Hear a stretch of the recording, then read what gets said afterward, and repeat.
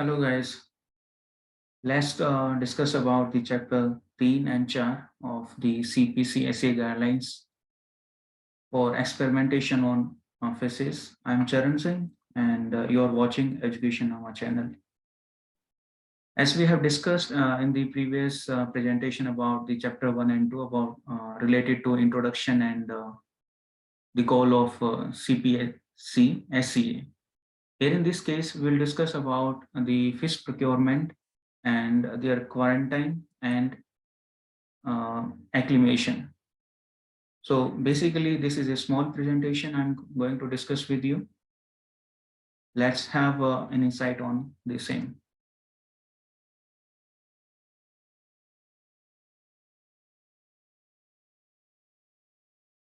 So far fish procurement is concerned, then हमने पिछली presentation में बात की थी थोड़ी सी इसके बारे में. प्रोक्योरमेंट क्या होता है, हम कहाँ से इसको, हम सिंपल शब्दों में कहें तो कहाँ से परचेज कर सकते हैं. ठीक है, उसी के बारे में है ये. Acquisition, exchange and transport. Once we are going for procurement, then we'll acquire the fish, maybe exchange or transport. ठीक है, research on fish in purpose के लिए हम ये कर सकते हैं. ठीक है, it must be carried out strictly as per the guidelines. अब सीपीसी एससीए ने कुछ जो हैं पॉइंट्स कंसिडर करने के लिए कहा है कि हमने we have to take those points into consideration while fish procurement. And उसमें दूसरी बात क्या है, personnel must be familiar with the relevant legislation. जो भी इसके बारे में बात की गई है, इसमें जो हम बात करते हैं वो एनेक्सर 1 में दी गई है, वो हमने सारे पॉइंट्स ध्यान में रखने होंगे व्हाइल फिश प्रोक्योरमेंट. ये फर्स्ट स्टेप है, चैप्टर नंबर 3 है. ठीक है, compliance with the policies governing the capture of fishes. देखिए, कैप्चर ऑफ फिशेस ये एक्विजन के तरीके हो सकते हैं, जिसमें से कैप्चर एक है. ठीक है, capture of fishes and their transfer. Once these are caught, we have to transfer from one water body to another means जब हम उनको लैब में लेकर आएंगे, या फिर jurisdiction, इसमें लिखा jurisdiction. इसका क्या मतलब होता है, अगर हम इसको लॉ की लैंग्वेज में देखें, इसका टेक्निकल मीनिंग ये है कि एक टेरिटरी से दूसरी टेरिटरी में. ठीक है, बहुत ज्यादा बात नहीं करूंगा इस पर, बस इतना ही है कि एक टेरिटरी से दूसरी टेरिटरी में. ऑब्वियसली ये एक वाटर बॉडी की बात कर रहे हैं, हो सकता है दूसरी वाटर बॉडी 1 किलोमीटर या 2 किलोमीटर दूर हो. But since this presentation related to research, तो उसमें बस इतना ही हम समझ सकते हैं कि जहां से हमने इसको प्रोक्योर किया है वहां से अपनी लैब तक. ठीक है, to another should be adhered to as it may lead to introduction of new pathogens. अब पॉइंट क्या है इसमें इंपॉर्टेंट, अगर हम इनको कैप्चर करते हैं, ट्रांसफर करते हैं और अपनी लैब में लेकर आते हैं, it can cause the introduction of new pathogens. या तो अपने पास ऑलरेडी स्टॉक है उसमें, या फिर लैब में. Thirdly, investigators must acquire fish as per the CPCSEA guidelines from. कहां से, ठीक है, wild habitat first, commercial hatcheries second, breeding farms, ये तीसरा सोर्स हो सकता है अपने लिए, and establishments registered with CPCSEA. इन 4 जगहों से हम क्या कर सकते हैं, एक्वायर कर सकते हैं. And various species of fish listed in annexure 1.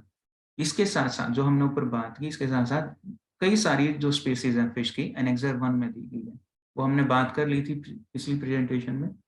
As we are done with this stuff, will discuss about the annexures. ठीक है, hope this makes the clarity in the previous slide. अब आता था कंडीशन क्या है प्रोक्योरमेंट की, हमने किन चीजों का ध्यान रखना पड़ेगा वाइल प्रोक्योरमेंट. ये बहुत इंपॉर्टेंट पॉइंट है. ठीक है, जो भी मास्टर स्टूडेंट्स या PhD, even those are watching this video from post of background, वो समझ सकते हैं कि कितना इंपॉर्टेंट ये कंडीशंस हैं, वो जो हमें ध्यान रखनी चाहिए. फर्स्ट जो कंडीशन है वो क्या है, use of any kind of piscicidal compounds. अभी क्या है, हम छोटी क्लासेस में पढ़ते थे pisciculture, study of fish. ठीक है, तो ये जो पेस्टिसाइडल है वो है जो जिसकी वजह से फिशेस की डेथ हो सकती है. वो सारे कंपाउंड्स हम इनको कहते हैं pesticidal compounds, should be discouraged. ये नहीं लेने चाहिए for fish एक्विजन from natural bodies. ठीक है। इंस्टेड बजाय इसके हमने क्या करना चाहिए, अनेस्थेटिक एजेंट्स हमने यूज करने चाहिए with minimal impact on the environment. इससे क्या होगा, कम इम्पैक्ट होगा एनवायरमेंट पे, एंड नॉन टारगेटेड स्पेसीज। अभी इसका क्या मतलब है नॉन टारगेटेड स्पेसीज का, our target is to acquire और प्रोक्योर फिश। अब फिश के अलावा जितने भी क्रिएचर्स होंगे पानी में, वाटर बॉडी में, उसको कहते हैं नॉन टारगेटेड स्पीसीज, क्योंकि हमारा तो टारगेट फिश है। उसके अलावा जितने भी है वहां पे, सपोज फ्रॉग है या कोई और है, माइक्रो ऑर्गेनिजम्स, ठीक है, वो नॉन टारगेट स्पीसीज है। तो इनका क्या होगा, मिनिमल इम्पैक्ट होगा एनवायरमेंट और दूसरी स्पीसीज पे। अब जहां तक इनकी प्रोक्योरमेंट की बात है, इसमें दो मेथड्स यूज किए जाते हैं जनरली, इलेक्ट्रोफिशिंग एंड नेटिंग। अब इलेक्ट्रोफिशिंग क्या है, इलेक्ट्रोफिशिंग एक साइंटिफिक टेक्निक है जो यूज होती है सैंपल साइज सर्वे के लिए फिश के। अगर हमने सपोज एक वाटर बॉडी है और उसमें 10-12 तरह की स्पीसीज हैं, हम कैसे पता लगाएंगे कि कौन सी स्पीसीज, ये नंबर ऑफ फिशेस कितनी, कौन सी स्पीसीज की हैं। सपोज टोटल 50 है, 50 में से कौन कौन सी उसकी हैं स्पीसीज की।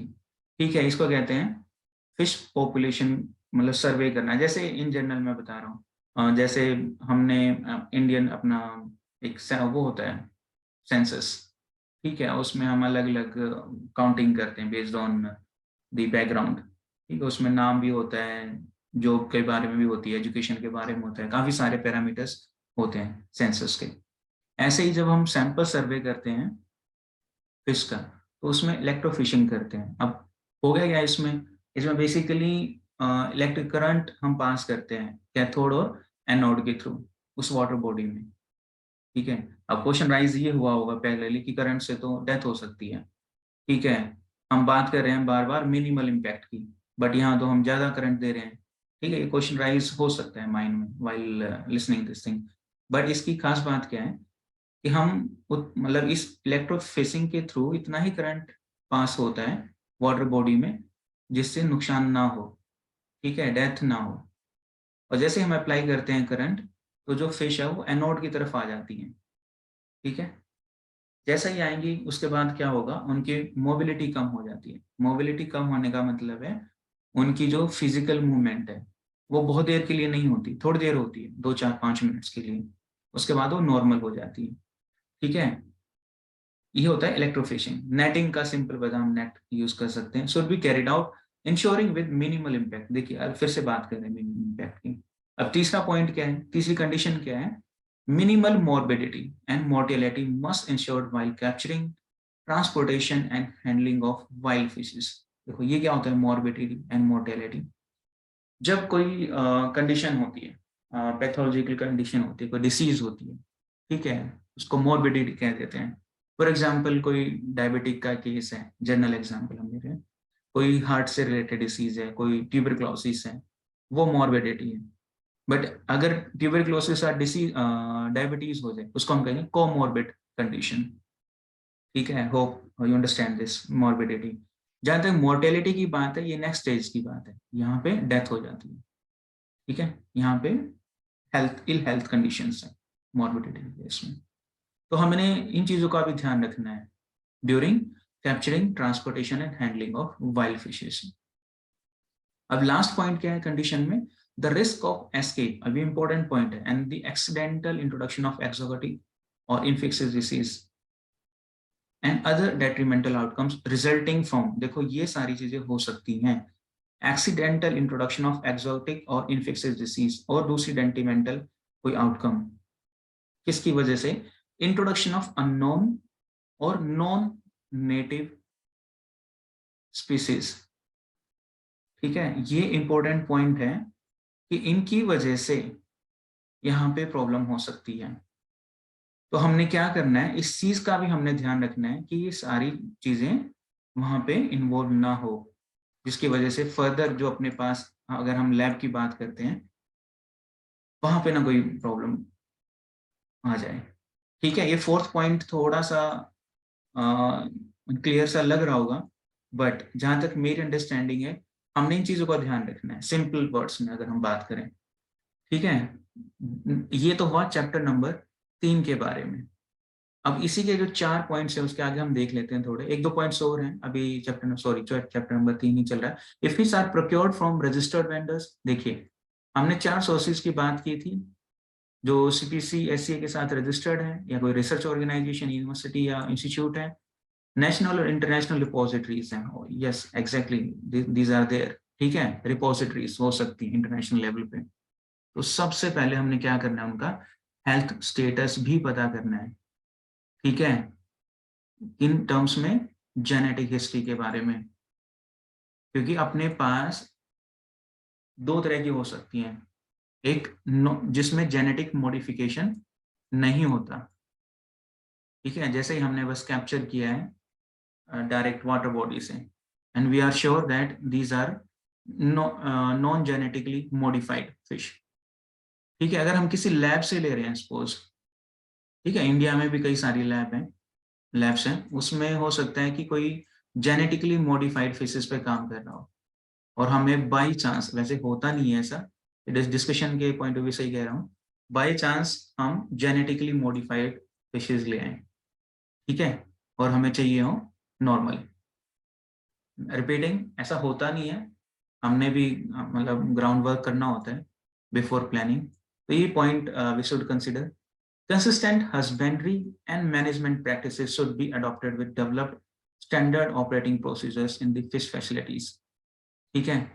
जब हम कौन सी बात कर रहे हैं, फिश प्रोक्योरमेंट की, ठीक है, तो उसमें ये पॉइंट आता है कि जो भी हस्बेंड्री और मैनेजमेंट प्रैक्टिसेस हैं वो अडॉप्ट करनी चाहिए like in any other laboratory animal production facilities.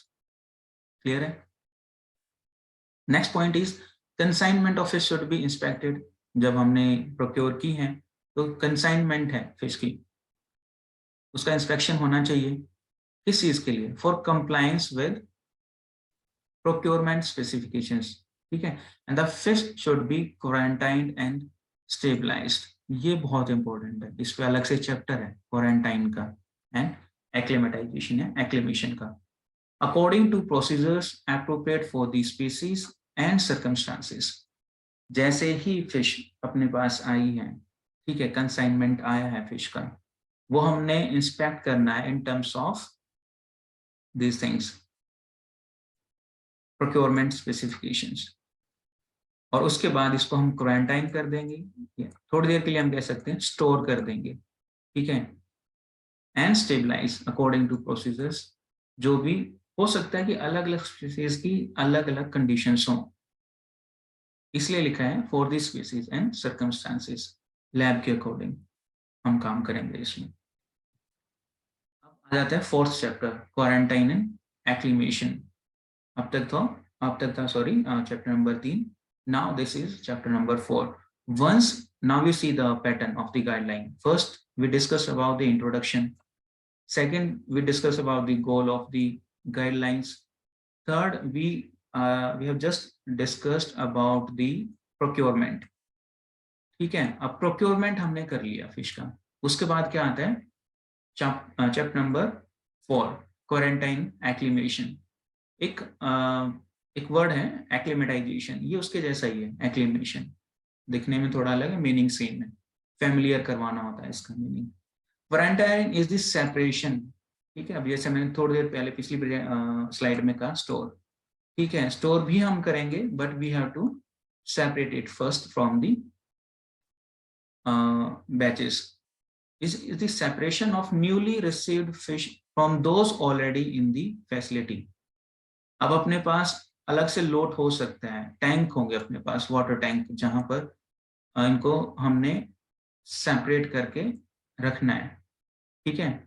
Those already in the facility until, कब तक हमने इनको करना है quarantine, the health and possibly the microbial status of the newly acquired fish have been determined, ठीक है। माइक्रोबियल स्टेटस हो सकता है कोई इन्फेक्शियस डिसीज हो उनमें ऑलरेडी, कोई पैथोजन उनके साथ आ गया हो वाटर बॉडी से, ये सारे पॉइंट्स हमने ध्यान रखने हैं क्वारंटाइन के time.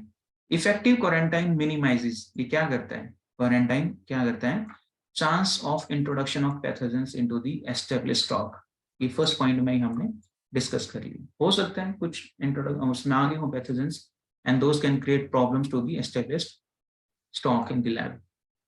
Third point, for maintenance and housing, ठीक है, maintenance and housing of different fish species, separate rooms and separate attendants are required। ये पॉइंट काफी बड़ा था गाइडलाइन में, मैंने जो जरूरी था सिर्फ उतना ही पॉइंट रखा है, ऐसा नहीं कि जो हटा दिया वो जरूरी नहीं था, बट डिस्कशन की मैं कह रहा हूँ। ठीक है, अगर आपने देखना हो तो चैप्टर नंबर 4 में देख सकते हैं गाइडलाइंस में, बट इतना ही है इंपॉर्टेंट है ये। मेंटेनेंस और हाउसिंग के लिए फिश स्पीसीज जो है अलग अलग स्पीसीज के अपने सेपरेट रूम होंगे और सेपरेट अटेंडेंट होंगे। अब उसमें क्या लिखा हुआ था कि उनको ट्रेनिंग देनी है, उनको इन्फॉर्म करना है, उनकी उनकी उनको फैमिलियर करवाना है केयर एंड यूज के बारे में, वो सारे थे। अगर बाई चांस ये पैथोजन की वजह से जो हमने अभी लोट लिया है, प्रोक्योर किया है, उसमें कोई डिसीज है और जो अटेंडेंट है वो उसको हैंडल करते हैं, तो क्या होगा, इन अटेंडेंट्स को सिर्फ उस पर्टिकुलर बैच के लिए ही ड्यूटी देनी है। ऐसा नहीं है कि वो ऑलरेडी जो लॉट है अपनी लैब में उसके लिए भी इनको उसके लिए बोलना है कि भाई ठीक है, इस लैब में 3 टैंक है और टैंक ए जो हमने प्रोक्योर किया इसमें डिसीज है, तो तुम 2 को भी देख लो। ऐसा नहीं होना चाहिए, वही पॉइंट था जो मैंने हटाया इसमें से। After handling these fish they should not be handling any other fish in the facility. ठीक है, ये जो अभी थोड़ी देर पहले मैंने एक्सप्लेन किया है, बस कहीं ना कहीं यही मतलब है उसका। क्लियर है, ये है क्वारंटाइन से रिलेटेड। वंस द कॉट और एक्वायर्ड फिश, अगर हमने कैप्चर किया है या एक्वायर किया है किसी भी फैसिलिटी से, रीचेज इट्स डेस्टिनेशन लैब और फील्ड, क्योंकि कई बार फील्ड वर्क भी होता है। ठीक है, ऐसा नहीं कि हमने लैब में एक जगह एक इंस्टीट्यूट कॉलेज में काम करना है, हमने फील्ड में भी काम करना होता है। जैसे कोई वाटर बॉडी, हमने बताया ना ज्यूरिसडिक्शन, एक वाटर बॉडी से दूसरी वाटर बॉडी में, they must be kept under quarantine for 2 weeks. देखो ये इंपॉर्टेंट है, ये सिर्फ प्रेजेंटेशन डिस्कस करने के लिए नहीं है। कई बार जब हम जैसे पीएचडी कर रहे होते हैं, हमें बेसिक चीज़ों का पता होना चाहिए कि आईएसी होती है, वो फिर प्रोटोकॉल डिजाइन होता है, अप्रूवल होता है, मिनिमम नंबर ऑफ फिश कितनी ले सकते हैं, वो सारी चीज। तो कई बार वाइवा में, पीएचडी वाइवा में या एम फॉर्म में, कोई भी आपकी डिग्री है उसमें क्वेश्चन पूछ लेते हैं। ठीक है, कि आपने प्रोक्योर की है, एक्वायर की कहीं से, तो कितने देर के लिए आपने इनको क्वारंटाइन किया, तो that time period is 2 weeks. ठीक है, ये क्यों करते हैं, allowed to acclimatise to the new conditions. ठीक है, ये इसका ऑब्जेक्टिव है। जब भी हम नए एनवायरनमेंट में, एटमॉस्फेयर में इसको लेकर आए हैं अपनी लैब के अकॉर्डिंग, लैब में, तो वहाँ की कंडीशंस अलग है जहाँ से हम लेकर आए हैं, तो वो फेमिलियर हो जाएं, एक्लेमेटाइज हो जाएं। या फिर इस चैप्टर 4 का जो टाइटल है क्वारंटाइन एंड एक्लिमेशन, ये वही बात हो रही है। Under no circumstances fish from 2 और more different sources, this is again a basic point but sensitive at the same time. ठीक है, किसी भी कंडीशन में 2 या 2 से ज्यादा सोर्सेज के फिश हमने मिक्स नहीं करनी। ठीक है, all acquired fish should B quarantine separately, अलग से क्वारंटाइन करना है उनका। And the quarantine area should be under constant vigilance. हमने पीछे अटेंडेंट की बात की ना, हमने बड़ी सतर्कता बरतनी है यहाँ पे। ठीक है, we have to be vigilant when we do have 2 और मोर डिफरेंट स्पीसीज और सोर्सेज। चलो स्पीसीज तो है ही है, अगर 2 या 2 से ज्यादा सोर्सेज हैं उस केस में all morbidities and mortalities must be recorded. बिल्कुल, बहुत इंपॉर्टेंट पॉइंट है। सपोज हमने 300 फिश खरीदी हैं, ठीक है, जब हमने वहां से ऑर्डर किया, वहां से 300 हैं and those are live.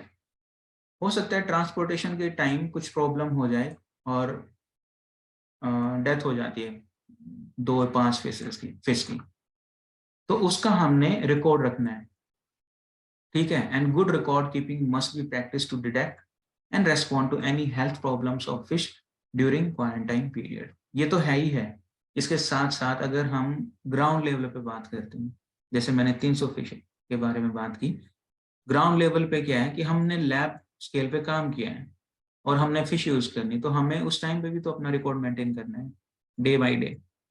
Student 1 is using suppose 24, student 2 using again 24, then we are using 48 animals or fish at a time।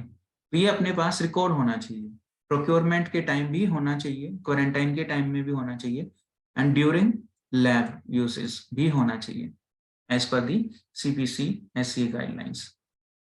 The quarantine duration should be appropriate, ये हमने डिस्कस किया है 14 डेज, ये गाइडलाइन से ही मैंने कॉपी किया है, ठीक है। हो सकता है वहां भी अगेन ये पॉइंट लिख दिया हूँ, बट एक और आ जाता है केस, हाउएवर, लेकिन the period of quarantine may be extended, 14 दिन से ज्यादा हो सकता है, if fish are suspected of any infection for further test, ठीक है। अगर ऐसे कुछ सस्पेक्ट है, कुछ डाउट है कि इनमें इन्फेक्शन हो सकते हैं, तो हम क्या कर सकते हैं, 14 दिन से ज्यादा इनको क्वारंटाइन कर सकते हैं। अदरवाइज जो रिकमेंडेड है that is 2 weeks. On confirmation, एक बार हमने कंफर्म कर लिया, ठीक है, of any infectious disease, they should not be allowed to continue in the facility either for experiments और फॉर ब्रीडिंग पर्पसेस, ठीक है। 8वें पॉइंट से ही रिलेटेड है 9th पॉइंट।